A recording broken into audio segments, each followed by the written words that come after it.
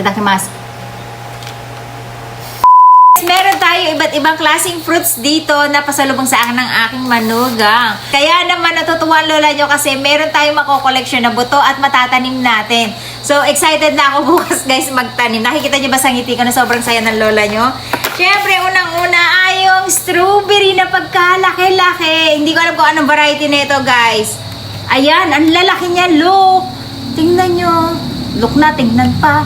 Ayan, ganyan siya kalalaki guys. At ang gusto ko dito guys, kukunin natin yung mga buto niya. At ito yung ipupunla natin bukas. Di ba, dalawang pack to guys. Ang gagawin ko, yung 4 na piraso niya, kukuhanin natin at babalatan natin, saka natin ipupunla. Hoping guys, maabutan ko siya, no? Kasi medyo matagal mag-sprout ang strawberry. Yes po. And then, ang second fruit natin, Jojong! Blackberry, guys. At tinikman ko na nga ito kahapon kasi hindi na ako makapag-iintay. Kasi ang lalaki ng blackberry nila. Kaya napakaganda niyang variety, guys. And ang gagawin natin, i-collect natin yung buto niya. At wala akong tissue dito kasi kailangan pagkasipsip natin ng katas, ay i-tissue na natin siya para mapunla natin bukas. Guys, ang ganda ng variety na to kasi malaman siya. Hindi katulad ng variety ko na nasa Japan, guys. More on buto siya. So, mabuto na konti lang yung laman niya. Ito naman yung ating raspberry na first time kong matitikman ng fresh. Actually, yung mga cake sa Japan, merong mga ganito. At first time natin nakakita ng fresh raspberry. Pero yung wild berry natin sa Japan, guys, na lagi kong tinitikman, yes, ito din po siya. Same ang lasa niya actually. Pero, mas malalaki nga lang to. At napakabango, guys. Tapos, last ay yung ating blueberry. Jajan! Lalaki ng blueberry, guys. Look! Yung blueberry ko, maliliit lang. Siguro mga kalahati nito. Ganun lang siya kaliliit. Ayan. Ay, sobrang tuwa ng lola nyo. Oo, kasi nakikita nyo, guys. Lahat ng ating mga dinalang seeds nun ay hindi siya nag-success.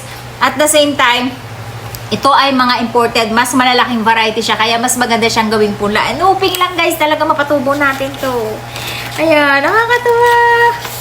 Grabe, sobrang tuwa ng lola nyo. Bukod sa matitikman ko na sila, yung buto makokolekt natin. So, ayan guys. Hindi na natin kailangan ng condensed milk dito. At mukhang fresh na fresh pa siya guys. Itadakimasu. Kasi dinala niya to kahapon naka-styro pa. Itadakimasu.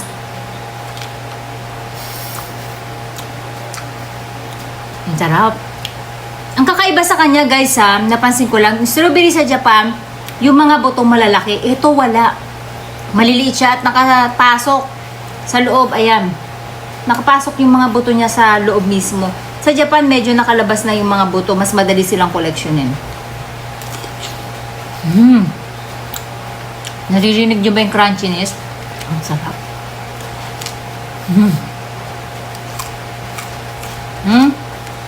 Hindi naman kung gano'ng kalalaki. Diba? Isa pa. Pero kukunin natin yung seeds ng iba.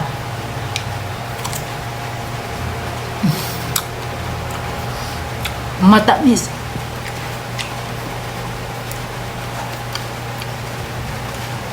Yung tamis niya guys, I think naglalaro ng 14. Ganun siya katamis.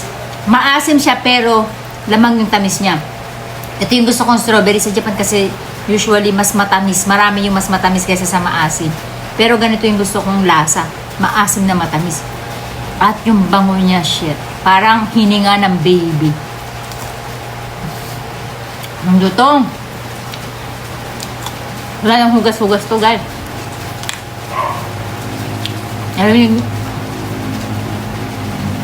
Meaning pag namulaklak siya, guys, ganyan kalaki. Yung mga bulaklak niya. Grabe, sarap. Next naman natin, guys, ay itong ating raspberry. Yan. Yung raspberry pala, guys, no? Malambot. Pagkagat nyo. And then may mga seeds din siya. Itatabi natin yung seeds niya. Sobrang lambot niya. Pagpasok sa bibig nyo, nagmemelt siya. Para siyang manghinang yung kulunok yung buto. Yung ano niya guys, hindi ko ma-imagine eh. Para ba siya? Para pagsubo nyo, natulusaw kagad siya. Ganun yung pagka-fruits niya. Ang gaganda guys, tingnan nyo naman, ang lalaki. Yung kinukuha kong wild berry sa Japan, same na same yung lasa niya guys. As in. Malalaki nga lang to talaga. Actually, nung bago ko umuwi dito sa Pilipinas, season na nito, ang daming wild berries dun sa likod ng garden ko. So, ayan guys, itatanim natin siya. And then, hoping ay maabutan natin siya mag-sprout para tayo mismo yung maghiwa-hiwalay sa kanya. Sa kokopit natin siya i-sprout guys, para madali silang mabuhay. And then, isusunod natin na itong ating blackberry. Ayan. Gusto kong piliin sana yung maliliit lang eh. Pero itong malaki tikman natin. Kasi kukunin ko yung seeds niya guys. Ito hindi ko lulunokin yung buto niya, sayang. Hindi ko lulunokin guys. Tignan nyo naman yung blackberry nila. Lalaki, di ba? Lahat ng berries meron tayo. Hoping lahat sila mapasprout natin. Paano natin germinate. Ma. I love it. Hindi ganito kasarap yung blackberry ko guys. You know why?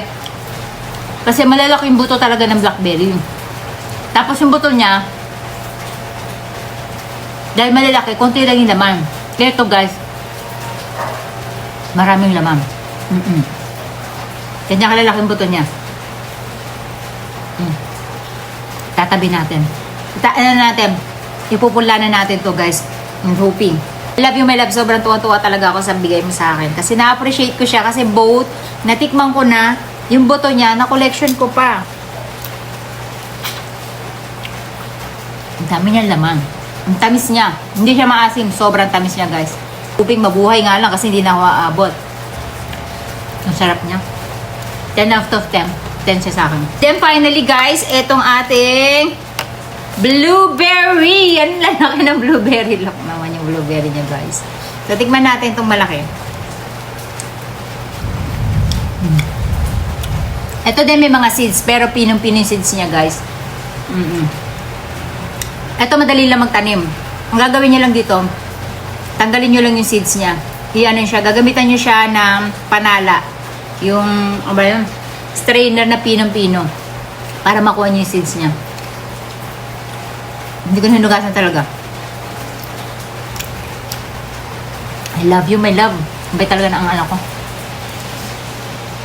Yung manugang ko. Hindi ba pag kumain ka ng berries, napaka-healthy nito. Kaya kailangan matutunan natin kumain ng berries. So, ayan guys. Hindi ko siya gustong kainin talaga eh. Kasi ang gusto ko connectionin ko yung buto. Para ba yan? Rate ko sa kanila 10 out of 10. 10 talaga. Thank you my love. At natikman ko sila. Syempre, na-excite lalo ako dun sa mga buto. Ang sobrang sarap nila. Especially ito.